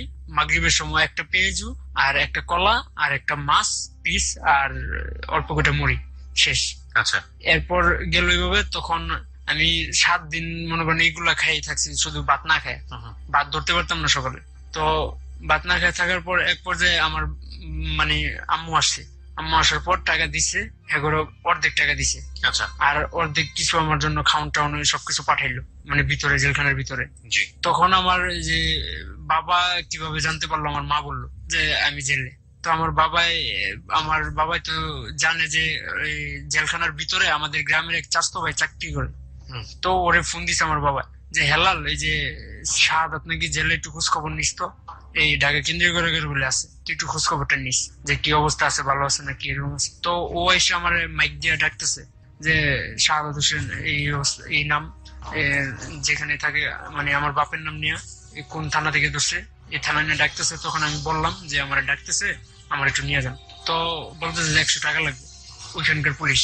আমি বলছি যে ঠিক আছে, আপনার দেবো, 100 টাকা দেবো, আপনি নিয়ে যান আমার। পরে গেলাম, পরে যাই দিই যে মানে আমার ভাই, চাচতো ভাই এখানে চাকরি করে। তখন আমি যেটা টাকা চাইছিল আমি বললাম যে ওর কাছ থেকে টাকা নিয়ে আমার দেখতে আসছে। পরে কয় যে হেলাল ভাই আপনি দেখতে ইয়া করছেন, তখন আর টাকা চায় না, কারণ ওরা স্টাফ ওইখানকার। তো বলে যে টাকা লাগবে না, পরে চলে গেছে। তখন আমার বলে যে তুই থাকস কই, আমি কই দালান 2-এ। কই যে ওইখান কি সিট নিয়েছিস, আমি কই সিট নিয়েছি, কিন্তু 3,000 টাকা দেওয়ার পরে আর ওইটা এখন দিতেছি না দীক্ষা, এক লোকে দিনে দিকে আমার সিট থেকে নামাই দিছে। পরে বলে যে আচ্ছা ঠিক আছে, তোর আমি একটা কাজে দিয়ে দিচ্ছি। পরে আমার বলছে যে তুই তো লেখাপড়া মোটামুটি পারস, তুই 90 সেলের রাইটার হিসেবে তোর আমি নিয়ে দিতেছি। 90 সেলের রাইটার? জি, মানে ওইখানকার আমি কাজ করব, মানে মেন রাইটার যেটা, ও খাওয়াবে, মানে ঘুমানোর জায়গা, রুম, রুম সিস্টেম, কোনো সমস্যা নেই, খালি একটু কাজ করতে হবে আমার। তবু আমি বলছি যে ঠিক আছে আমি কাজ করতে পারবো। তো আমার নিয়ে দিল। তো ওইখানে ছিল মানে যে সাথে দিছে ও মানে ওর হিন্দু ছিল, তো দাদা বলে রাখতাম। আরেকজন ছিল মুসলমান, ওনারে কাকা বলে রাখতাম। তো ওদের সাথে আরেকটা জাহাঙ্গীরনগর ইউনিভার্সিটির এক বড় ভাই ছিল, উনি মারা গেছে, আসামি ছিল, যাবজ্জীবন হয়ে গেছিল ওনার। তো ওনার সাথে ছিলাম, ওদের সাথে ঘুমাইতাম রাত্রে। আর আমার কাজ দিছিল সকালবেলা আসামিরা যে বাইরে, তো কাদের মানে জামিন হয়ে বাইরে গেছে, কাদের খালাস, মানে ওইগুলো হিসাব করতে। আর বিকালে যে তালা দেওয়ার সময় রুমে কয়জন আছে না আছে এই দায়িত্ব দেওয়া হয়েছিল আমার। তো ওইখানে কাজ করতাম, প্রায় কাজ করে মানে আমি কিছু ইনকাম করতাম, আমি ওইটা ইনকামের রাস্তা। তো আমি কিছু ইনকাম করতাম, তেরকম বেশি ইনকাম করার তেরকম ইয়ে হয় নাই, হালকা পাতলা ইনকাম করতাম। তো এইভাবে চলতেছে। তো এক পর্যায়ে আমার মা বোন ওরা জেলে দেখতে যাইতো। তো আমি অনেক কান্দাকাটি করতাম যে আমার কি করলেন এই সেই। পরে যে সাদ্দাম আমার ঈদের দিন দেখতে গেছে, আমি রোজার আগে ধরা খাইছি, ঈদের দিন আমার দেখতে গেছে। তো আমি বললাম যে ভাই এইটা কোনো কাজ করলেন? পরে বলতেছে যে কি? পরে আমি কই যে আপনি আমার জামিনের কথা বললেন, আপনার আমি এই জামিনের আপনি আমার বললেন যে জামিন করামো, আমি তো আপনার নামটা বলি নাই। এই রিমাইন্ডে আমি আপনার নাম বললেও বলতে পারতাম, কিন্তু আমি বলি নাই। আপনি আমার জামিন করাবেন দেখা। তো আপনি আমার জামিনটা করাইলেন, ঠিক আছে তোমার মারে বলো কিছু টাকা দিতে, আমি তোমার জামিন করাইতেছি। এরপরে আমি বললাম যে কে মারে টাকা, মা টাকা পাবো করতে, আপনি জামিন করান, আমি আমার মার কাছ থেকে নিয়ে দিব মনে। তখন আবার এর প্রতি আমার একটা সন্দেহ মানে কাজ করলো যে আমি তো জেলের ভিতরে, এখন আমার মার কাছে যদি আমি বলি যে টাকা দিতে, তো যদি টাকা নিয়ে খরচ করে আমার যদি জামিন না করায়, তাহলে আমার ধরার মতো ক্ষমতা নাই ওরে। তো আমি চিন্তা ভাবনা করি বললাম, পরে আমি মারা বললাম যে মা ওই ছেলেটার কোনো টাকা পয়সা দিয়েন না, মানে ও আমার জামিন করাইবো না, আমার এটা জানা হয়ে গেছে। তখন আমি বললাম যে আমার ওই যে ব্যাংকের চাকরিটা কিন্তু তখন মানে অটোমেটিকই চলে গেছে। তখন আমি বললাম যে ব্যাংকের একটা স্যারের সাথে আমার ভালো রিলেশন ছিল, ওই স্যারটার একটা ফোন দিন। তো ফোন দিল, পরে স্যার আমার দেখতে আসলো। পরে আমি বললাম যে স্যার আমার একটা জামিন টামিনের ব্যবস্থা করেন। আমি তো স্যার আমি বাইরে আপনার টাকা পয়সা দিয়ে দিব। কয় যে সমস্যা নাই, আমি তোর ব্যবস্থা করতেছি, তোর মার কিছু টাকা লাগলে বলিস তোর মারে দিতে। আমি বলছি যে ঠিক আছে আমি বলবো দিতে। পরে মানে আম্মা আর আসলো না। পরে স্যারের যে স্যারের ব্যাংকের ওনার ওয়াইফ আবার উকিল। তো আমার মা ওনার সাথে কথা বললে প্রায় মানে ওনার সাহায্যে মানে আমার 4 মাসের মধ্যে আমার জামিনের ব্যবস্থা করছে। 4 মাসের মধ্যে কয়েকদিন মানে কোরবানি ঈদের মানে রোজার আগে আমি ধরা খেয়েছি, তার কোরবানি ঈদের 4 দিন আমার জামিন হয়েছে। তো আমি যেদিন বাইরমু ওই দিন বাইরানোর পর্দা গেট থেকে তো অনেক চেক মানে অনেক কিছু ঢোকানোর সময় আপনার দাগ টাগ মানে শরীরের ঠিক আছে কিনা, চেহারা মানে অনেক কিছু চেক করে বাইর করে। তো ওই চেক করে বাইর করতে যায় যে আমার নামে ওই যে মামলা আরেকটা রয়েছে, সন্দেহজনক মামলা, ওই যে মার্ডারের 7 নম্বর আসামি। তখন আমার আবার ভিতরে পাঠাই দিচ্ছে। আমি জামিন হওয়ার সঙ্গে সঙ্গে আবার হ্যাঁ জামিন হয়েছে একদিন। এখন আমার সময় লুকিয়ে বাইরবো সকালে, বিকালে জামিন হয়েছে সকালে বাইরবো। তো সকালে বাইরে হচ্ছি, গেটে সবার সাথে সিরিয়াল দিয়ে রয়েছে। তো এক পর্যায়ে মানে ওইখানে ডিবি আছে, তো ওরা চেক করে দেখে যে মানে সব থানার সাথে ওদের সাথে লিঙ্ক আছে। তো ওরা দেখে যে আমার নামে 7 নম্বর আসামি একটা মানে মামলা আছে, 7 নম্বর আসামি মার্ডার মামলা। তো এইটা দেখা মানে আমার আর বাইরেতে জানাই। তো আমার আম্মু ওখানে বসেছিল জেলের সামনে, কেন্দ্রীয় কারাগারের সামনে, যে বাইরে নিয়ে যাব। তো আমি আর বাইরেতে পারলাম না। তো ঈদ করা লাগছে ভিতরেই। তো আবার প্রায় 15 ঈদের সময় যেরকম রোজার ঈদের সময় আমি মানে একটা গান লিখছিলাম ওইখানে বসে। ওইখানে গানের অনুষ্ঠান হয়, নাচের অনুষ্ঠান হয়, সবকিছুর অনুষ্ঠান হয় ঈদের দিন শুধু। আর সবাই বাইরে থেকে আর্টিস্ট আসে নাকি আপনারা আমরা এসব এখানে সবকিছু আছে ভিতরে। তো ওইখানকার আপনার এই যেরকম ঈদের দিন সবাই উন্মুক্ত, যেরকম এক এরিয়া থেকে আরেক এরিয়া যাওয়া যায়, আর এইভাবে যাওয়া যায় না, টাকা লাগে, 100 টাকা লাগে। আর এইভাবে ঈদের দিন ফ্রি। তখন অনুষ্ঠানের দিন আপনার ভাবছিলাম আমি যে গানটা বলবো এই সবার সামনে, মানে ওখানে সবকিছু আছে, ঢোল হারমোনিয়াম সবকিছু। তো ঈদের দিন 2টা আসামি ওইখান থেকে পলাইতে চেষ্টা করছিল। তো একটা লোকের আর একটা লোক আপনার এমনি 6 মাস সাজার আসামি। তো পালানোর চেষ্টা করছে, একটা পালায় গেছে। যাওয়ার পর পাশ দিয়ে পালানোর সময় আপনার এই যে বিস্কিট ফ্যাক্টরি আছে, তো ওইখান থেকে ধরা খাইছে। ধরা খাওয়ার পর ওরে বিড়ি, পায়ে বিড়ি দিয়ে দিছে, হাতে বিড়ি দিয়ে দিছে। তা সবাই ওই দিন মানে আটকায় রাখছিল, আসামি পালানোর মানে হিসাব পাইতেছে না। তো ঈদের দিনটা, রোজার ঈদের দিনটা একদম পুরো মাটি, মানে কেউ বাইরেতে জানে নামাজ পড়তে না, আসামি গনতে হইব, মানে যার যার এরিয়ায় তাড়াতাড়ি পাড়াই দিছে। টিভি বাড়িতে পারেনি। নামাজ পড়বে মসজিদে, মসজিদে যাইতে জানি, রুমি ভিতরে পড়াইছে, মানে যারা যারা নামাজ পড়ছে ঈদের নামাজ। তো এই রোজার ঈদ গেল, কোরবানি ঈদের চান রাইতের দিন আমার বাইরানোর কথা ছিল, বাড়িতে বললাম না। চান রাইতে এই কোরবানি ঈদের দিন আবার গান বাজনা হয়েছে, তখন আমি ছিলাম ভিতরে। তো ঈদের পর মানে ঈদের 20 দিন পর আবার আমার ওই যে স্যার আসছে আমার দেখতে, যে কি সাদাত তোরে না জামিন করাইলাম। আমি বলছি যে স্যার আপনি এতদিন খোঁজ খবর নেন না, আমার জামিন করাইছেন তো আমার তো আটকাই দিছে। কেন? আমি বলছি যে মামলা তো বলে আমার নামে আরেকটা আছে। কি কস? পরে কোন থানায় বললো, পরে থানার নাম বললাম, পরে থানার নাম ওইখান থেকে চার্জশিট উঠাইলো, যে থানায় যে 7 নম্বর আসামি আমি, ওইখান থেকে চার্জশিট উঠায় পরে দেখলো মানে উকিল ম্যাডামে ইয়ে করলো জামিনের জন্য। তো এনে দেখলো যে সন্দেহজনক মামলা, মানে আমার প্রতি এরকম ইয়া নাই, যারা 1 নম্বর 2 নম্বর 3 নম্বর 4 নম্বর ওদের মনে করেন ওইখানে মানে রিমান্ডে, মানে ওই যে আমি যে সময় জেলে ছিলাম ওরাও জেলে ছিল, ওরা ছিল কাশিমপুর আর আমি ছিলাম ঢাকা কেন্দ্রীয় কারাগার, তাই দেখাটাও আনি। তখন গেল এটা, তখন আমার 1 মাস পর আবার জামিন করাইছে, যেহেতু আমার একটা মানে আমি মার্ডার করি মানে সন্দেহজনক এরকম একটা ইয়া নেই। তো ওইখান থেকে আমার পরে আবার ঈদের 1 মাস পর জামিন করেছে। তো ঈদের 1 মাস পর জামিন করানোর পর আমি ঈদের 1 মাস পর বাইরেছি। বাইরানোর পর আমি মানে ওইখান থেকে বাইরানোর পরে আমি চিন্তা ভাবনা করছি যে আর জীবনে কোনোদিন মানে ঢাকা শহর মানে ঢাকায় মানে থাকবো না। মানে যেই সব মানে পোলাপানদের সাথে মিশছিলাম, মানে ওরা একটা মানে আমিও ভালো না, আমি ভালো বুঝে বলবো আমিও ভালো না, কিন্তু আমারও দোষ আছে, আর পোলাপানরাও বেশি ভালো না। এই কারণে আমি বলছি যে আমি জেল থেকে বেরোনোর পর আমি বলছি সম্পূর্ণ ভালো হয়ে যাবো। তো এখন আমি জেল থেকে বেরোনোর পর মানে সাভারে আমার মা বোন ওরা থাকতো, ও আমি এখানে মনে করেন আপাতত ছোটখাটো একটা চাকরি করতেছি।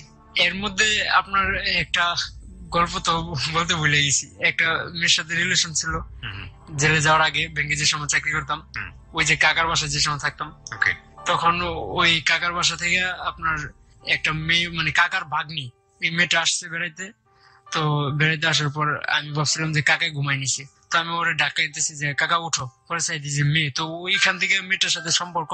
আমি জেলে যাওয়ার পরে আমার ফোন দিছিল, মানে আমার পায় নাই, পায় নাই যে মোবাইল বন্ধ ছিল।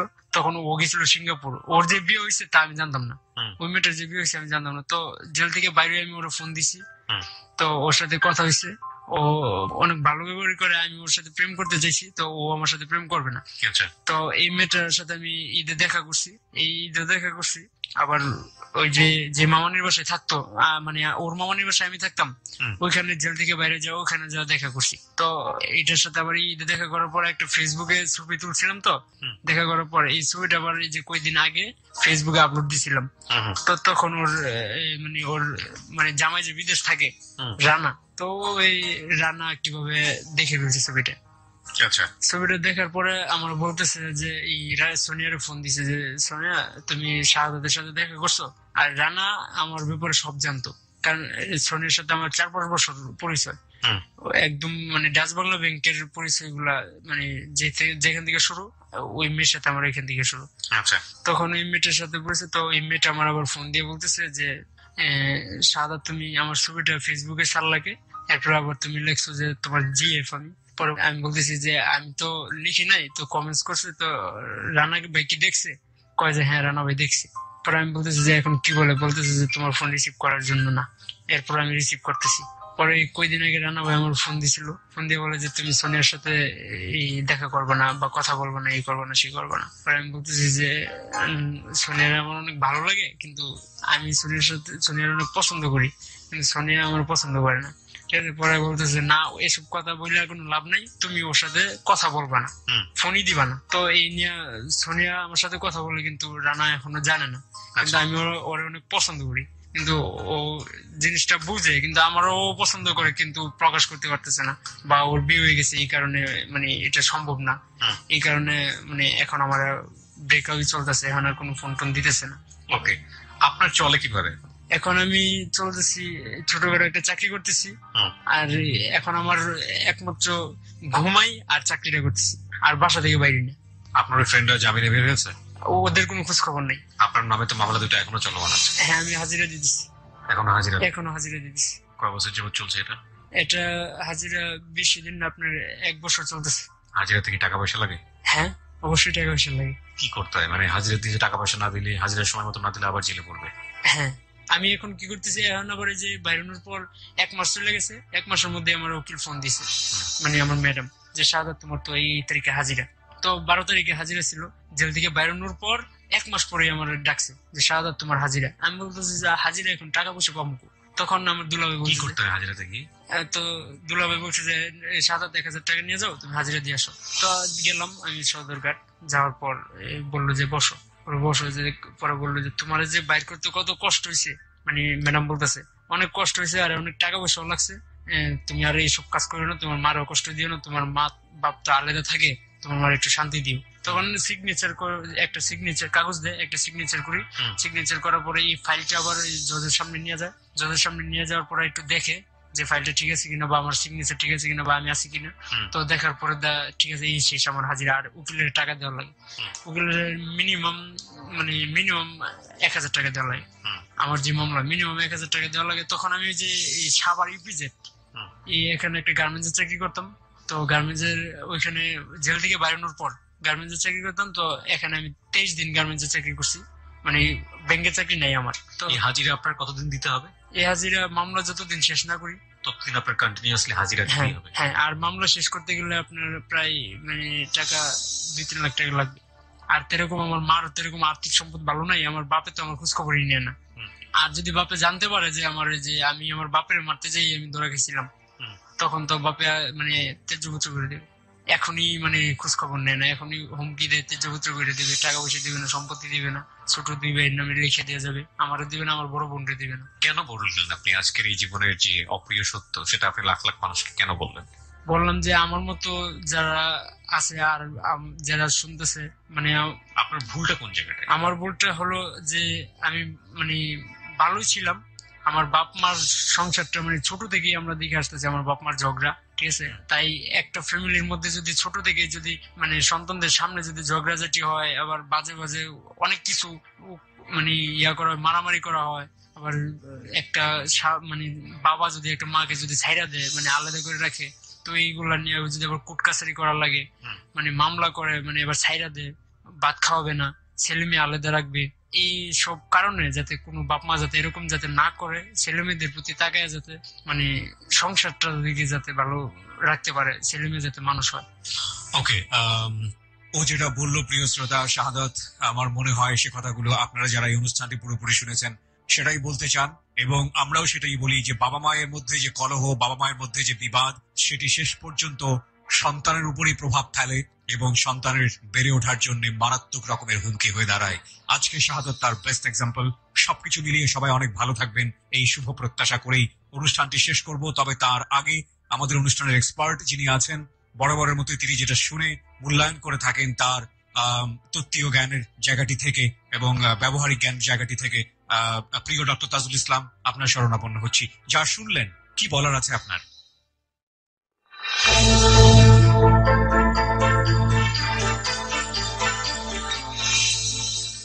যা বলিব সত্য বলিব অনুষ্ঠানের ভাইদেরকে আমি স্বাগত জানাচ্ছি। আজকের কাহিনীটা শাহাদাতের কাহিনীটা, এটা আমাদের মানসিক স্বাস্থ্যের জন্য গুরুত্বপূর্ণ।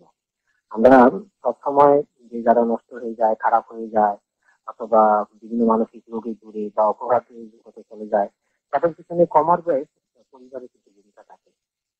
পরিবার, বিশেষ করে বাবার ভূমিকা, মায়ের ভূমিকা ইম্পর্টেন্ট। আর একটা পরিবারে যখন সৌহার্দ্যপূর্ণ সম্পর্ক থাকে ভিতরে বাবা মার সঙ্গে, তখন সেই পরিবারে যে আনন্দময় পরিবেশ থাকে, সেখানে যে বন্ধন থাকে, সেখানে যে সুখ থাকে, সেখানে যে সহমর্মিতা থাকে, সেখান থেকে গড়ে উঠে একটা সন্তানরা যেভাবে মানসিক ভাবে বা সামাজিক এবং নৈতিক বা সব দিক থেকে যেভাবে বিকশিত হতে পারে। আর একটা ব্রকেন ফ্যামিলি হলে অথবা মা বাবার দ্বন্দ্ব, কলহ, ঝগড়াবাজি, এর ভিতরে যদি কোনো সন্তানরা বেড়ে ওঠে, তখন তাদের ভিতরে যে মনোবিকার তৈরি হয়, মনোবৈকল্য তৈরি হয়, তার একটা ভালো উদাহরণ সাহায্য। যাই হোক, এই খারাপ হওয়ার জন্য সে মনে করলো যে আমি এতটুকু খারাপ হবে না, আমার বাবা দায়ী বা আমার পরিবারের এই অসম্মান পেতে তিনি আমি দায়ী। এটা কিন্তু একটা ভালো উপলব্ধি, খারাপ না যে হ্যাঁ আমি আমার নষ্ট হয়ে যাওয়ার পিছনে পরিবারের ভূমিকা আছে। কিন্তু ব্যাপারটা বলতে হবে যে আমার পরিবার, আমার বাবা আমাকে খারাপ ব্যবহার করতে চাই বলে আমি খারাপ হয়ে যাবো, এটা কিন্তু কোনো উচিলা হতে পারে না। এই উচিলা দিয়ে আমি নষ্ট হয়ে যাবো, আমি মাদক খাবো, আমি রাহাজানি করে বেড়াবো, খুনাখুনি করে বেড়াবো, এই দুটি দেওয়া একটা তা ঠিক হবে না। সারা সহ আরো যারা অনুষ্ঠান শুনছেন বা এরকম খারাপ হয়ে গেছে যে পরিবারের উপর দোষ দিয়ে, বাবা মার উপর দোষ দিয়ে তারপর বলবে যে আমি এই খারাপ পথে এসেছি এই জন্য আমার পরিবার বা বাবা দায়ী, এটা কিন্তু কোনোভাবেই গ্রহণযোগ্য যুক্তি হতে পারে না। সেটা আমরা আপনাকে বলতেছি। লক্ষ্য করে দেখেন যে তার ক্ষোভটা কত বেশি ছিল। পিস্তল হাতে নিয়ে তখন সে বললো, আরেকজনের কাছে পিস্তল দাঁড় করিয়ে সে বললো যে তার যে বাবা আমার জন্য এই দুঃখ কষ্টের জন্য দায়ী, তাকে আমরা খুন করে ফেলবো।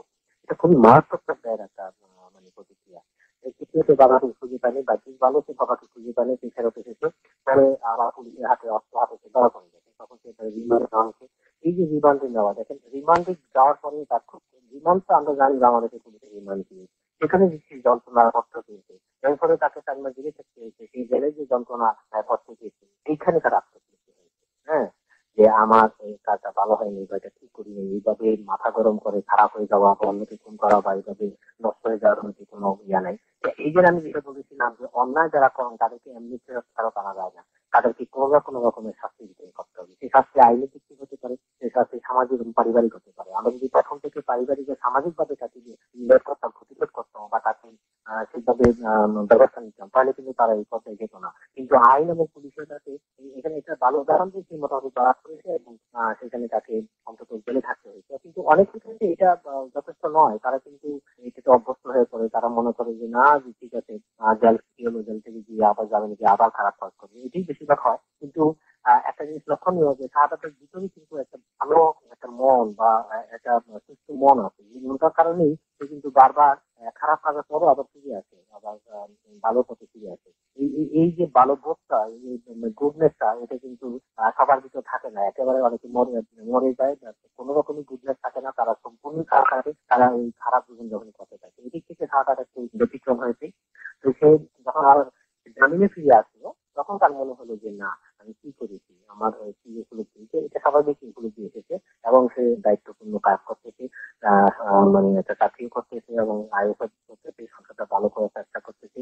এবং সে এখন এই যাহা বলিব সত্য বলিব অনুষ্ঠানে এই কথা সবাইকে জানানোর চেষ্টা করতেছে যে যদি ব্রোকেন ফ্যামিলি হয় অথবা মা বাবার সঙ্গে যদি মা বাবা যদি সম্পর্কে খারাপ থাকে, তারা যদি হানাহানি রাহাজানি মারামারি করতে থাকে, তাহলে সেই সংসারে যে কি মানে মানে সন্তানের জন্য সেটা যে কি দুর্বিষহ হয়, দুঃসহনীয় হয়, সেই কথাটা সবাইকে জানানোর জন্য এসেছে। আমরা আশা করি সব বাবা মা বা পরিবারে যারা আছেন, বন্ধুজন আছে, তারা নিশ্চয়ই কাহিনী শুনেছেন। এই কাহিনী শুনে তারাও পরিবর্তন হবে। তবে সঙ্গে সঙ্গে শাহাদাত বা তাদের সন্তানদের কথাও বলি যে শুধু বাবা মার উপর উচিলা দিয়ে আমরা খারাপ হয়ে যাবো, উচিলা যাতে না হয়। আমার বাবা বাবা যদি খারাপ হয়ে থাকে, আমাকে ভালো হতে হবে, ভালো হয়ে আমি আবার নিজেই দেখাবো যে না, আমরা ভুল করেছি, অন্যায় করেছে, সেটা ঠিক হয়নি। যেটা সে যে এখন লক্ষ্য করছে, এখন কিন্তু তার বাবার প্রতি খুব নেই, কারণ বাবা তাকে সাহায্য করেছে কিছুটা জেলে যখন থাকা সত্ত্বেও।